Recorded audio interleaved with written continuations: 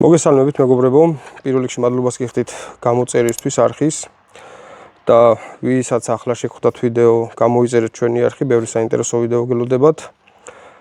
ესე იგი, ბოლო ვიდეოს შემდეგ ბევრი კითხვა იყო იმასთან დაკავშირებით, როგორი ძრავია 276. M276 ძრავზეა საუბარი. ბევრი კომენტარი შემხვდა და რა კი ბევრი კომენტარი იყო და ბევრი კითხვა იყო ამ ძრავთან დაკავშირებით. ჩავწერ ამ ვიდეოს და გეტყვით ძრავთან დაკავშირებით რა დადებითი და რა უარყოფითი მხარეები აქვს ამ ძრავს. ესე იგი, ძრავი პირველად გამოვიდა ატმოსფერული 3 და 5. M276 ძრავი 3 და 5, 3 და 0. და ქონდა 252 ცხენი ზალა 3 და 0-ს და 306 ცხენი ზალა 3 და 5-ს. შემდეგ უკვე გამოვიდა 276 ბიტურბო 3 და 0, რომელსაც აქვს 333, 367 და 402 ცხენი ზალა. გააჩნია რომელ მოდელში დგას ძრავი. 400 მოდელები ძირითადად არის 333 ცხენი ზალიანები, 450 მოდელები არის 367 ცხენი ზალიანები და 43 AMG არის 402 ცხენი ზალიანი ვარიანტი. თითქმის ყველა სედანში ერთადერთი გამონაკლისი არის CLC SLK-ს ახალი ვერსია, რომელშიც 364 ცხენი ზალა აქვს მოდელს, 53 მოდელს. რაც შეეხება ძრავს, იდეალური ძრავია ჩემი გადმოსახედიდან, იქიდან გამომდინარე, რომ ბევრ ძრავებთან მაქვს შეხება ყოველდღიურად. დავიწყოთ იმით, რომ ცილინდრები აქვს თუჯის, ჩუგუნის ცილინდრები აქვს და არ არის ალუსილი. ან ბლოკი თვითონ ალუმინია, მაგრამ ცილინდრები უშუალოდ არის ალუსილის. გამძლე ცილინდრებია, ნაკლებად არის მიდრეკილი ჩახაზვისკენ, პატარა ძრავია და ტემპერატურებთან მიდრეკილებაც, მაღალ ტემპერატურებთან მიდრეკილებაც ნაკლები აქვს, განსხვავებით 4 და 7-ის და 5 და 5-ისგან. ნაკლებად იხაზება, იშვიათად მინახავს ჩახაზული 3 და 5, 3 და 0, 276 ძრავები, თუ ჩახაზულია, შეგნებულად არის გაფუჭებული ისევ და ისევ დეტონაციისგან. შიგნეულობას რაც შეეხება, მყარი გუშები აქვს, პორშინები აქვს, შატუნიც ნორმალური ხარისხის არის და ეს უშუალოდ ნასტროიკის პროცესში ჩანს ხოლმე, რომ კარგი ხარისხის შატუნი აქვს, იმიტომ რომ მე ამ ძრავებზე გაღუნული შატუნი არ მინახავს. პრობლემები რა აქვს? პრობლემები აქვს ვანუსები, როგორც 8 ცილინდრიანს 278 და 157-ს, ასევე ამ 276-საც აქვს ვანუსების პრობლემა. მატერიალი რითიც არის დამზადებული თვითონ ვანუსები, ერთ და იგივეა მატერიალი. ცეფებიც იგივეა.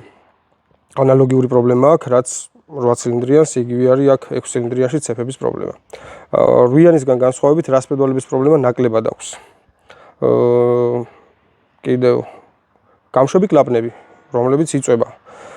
ეგრეთ წოდებული GDI ძრავებია ესენი, პირდაპირ შეფქვევის ძრავებია და აქედან გამომდინარე შემშვებ კლაპნებზე იკეთებს კარბონს, ანუ კარბონიზაცია ხდება შემშვები კლაპნების და გამშვები კლაპნების წვა ხდება.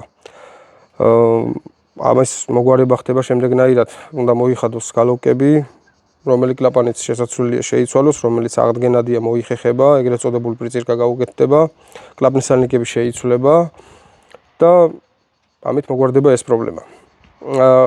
ტემპერატურებს რაც შეეხება, შედარებით დაბალ ტემპერატურებზე მუშაობს 3 და 5-ები, 3 და 0-ები, ვიდრე 4 და 7 და 5 და 5.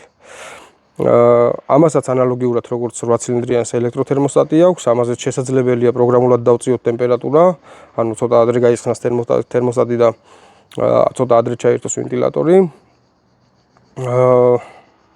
სიმძლავრეს რაც შეეხება, სიმძლავრე ჩემი გადმოსახედიდან დამაკმაყოფილებელია ყველა ვერსიაში და ყველა ვარიანტში. ბიტურბოები იდეალური სიმძლავრის არის, როგორც დაბალი კუბატურა, დინამიკაში კარგად დადიან და ნასტროიკის შემთხვევაში ხო საერთოდ. ანუ 3 და 0 რო დავანასტროიკოთ, 4 და 7-ზე ჩქარი გამოდის. მხოლოდ და მხოლოდ ნასტროიკით მაქვს საუბარი, ქარხნულზე რო ავიღოთ. საწვავის ტიპი. აქაც იგივენაირად არ აქვს მნიშვნელობა, ატმოსფერული იქნება თუ ტურბინიანი იქნება. ორივე შემთხვევაში მინიმალური ოქტანობა მოთხოვნილი არის 95 ევროპული და 91 ამერიკული, მაგრამ მინიმალური არ ნიშნავს რეკომენდირებულს.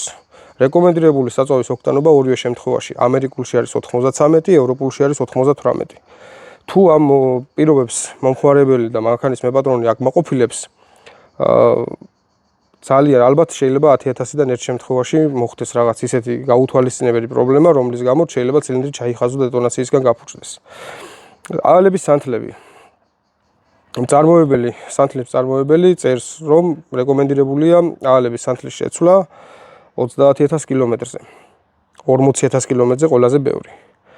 ჩვენთან ეს პირობები მხოლოდ და მხოლოდ მაშინ ყვაყოფილდება, მაშინ იცვლება სვეტში, როდესაც მანქანა პერებოვის აიკიდებს, რაღაც პრობლემა აქვს და ასე შემდეგ. თუ სერვისის მხრივ სწორად მიეხედება ამ ძრავებს, რაც კი 8 ცილინდრიანი ახალი თაობის Mercedes გამოუშვია, ყველა შრობია ეს ძრავი, ყველანაირად.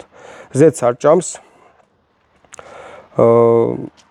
რაღაც დოზით ჭამს, რა თქმა უნდა, მაგრამ აი რასაც ზეთის ჭამა ქვია, რომ 1000 კილომეტრზე ლიტრი დაიკლოს და 2000 კილომეტრზე ლიტრი ნახევარი, ესე არ შვება ეს ძრავები რა. კარგი კონსტრუქცია აქვს შიგნით. ტექნიკურად კარგად არის აწყობილი.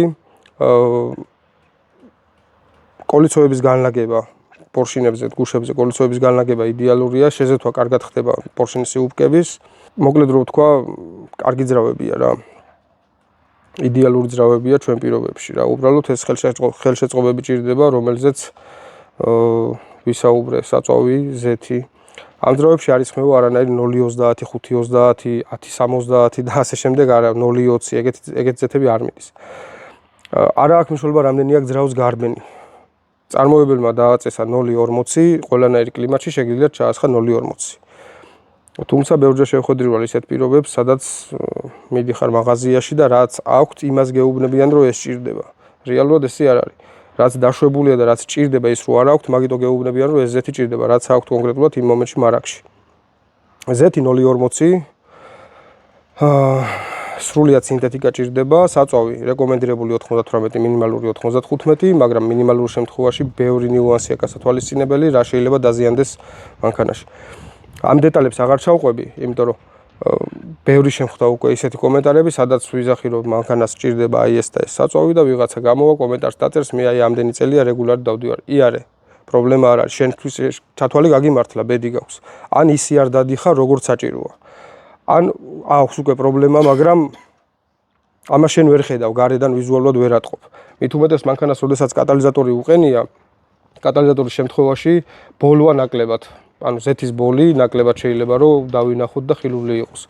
როდესაც კატალიზატორი არაყენია, მაშინ უფრო ხილვადია ზეთის კვამლი. კიდევ რა აქვს პრობლემები? ხო, უხარისხო საწვავის გამო ძალიან ხშირად ფუძდება ინჟექტორები. ინჟექტორები, ანუ ეს როგორც გითხარით, მაღალი წნევის შეფრქვევის პირდაპირ შეფრქვევის სისტემა, მაღალ წნევაზე მუშაობს როგორც დიზელი, ესე რომ ვთქვათ, ტოპლიო ნასოსი უყენია მექანიკური ძრავზე, რომელსაც ამუშავებს რასპრედვალი, ანუ ზედა გამანაწილებელი ლილვი და სამუშაო წნევა არის დაახლოებით 200-250 ბარი. საწვავის წნევა. და გამომდინარე იქიდან, რომ საწვავი უხარისხოა, ან სადღაც ახალი მიღებული აქვს ბენზოგასამართ სადგურზე ჩაგისხეს, წყალი გაყვა და მე ეს წყალი მოხვდა მაღალი წნევის ნასოში, მე იქიდან სტრუშკა წაიღო და ინჟექტორში გაიჭედა. ეს უკვე იწვევს იმას, რომ ინჟექტორი ზიანდება. ამ ინჟექტორის დაზიანების სიმპტომები არის რა? ცოტა გვიან დაქოქვა, ანუ ცოტა მეწტრიალებს და დაქოქვის დროს აქვს რაღაცნაირი კაცუნის ან კაკუნის ხმა. ეს იმას ნიშნავს უკვე, რომ ინჟექტორი დაზიანდა. ესეც არ არის რაღაც კატასტროფული, ახალი ძვირი ღირს, მაგრამ კატასტროფული თანხებთან არ არის დაკავშირებული ამ ინჟექტორების შეცვლა და მოგვარება ამ პრობლემის. არც აალების სანთლების შეცვლა არ არის კატასტროფულად დიდ თანხებთან დაკავშირებული. საერთო ჯამში დასკვნა არის ასეთი რა. როგორც გითხარით ზეღან, 8 ცილინდრიანები, რაც კი გამოუშვა Mercedes-მა, ახალი თაობები, ყველას ჯობია ეს ძრავი გამძლეობაში. აბსოლუტურად ყველას ყველანაირად. ყველა დაახლოებით 2-ჯერ 3-ჯერ მეტი რესურსი აქვს ამ ძრავებს საერთო ჯამში მთლიანობაში რო ავიღოთ, ვიდრე 8 ცილინდრიანს. გინდაც ატმოსფერული ავიღოთ, ახალი თაობის, გინდაც ტურბინიანი ავიღოთ.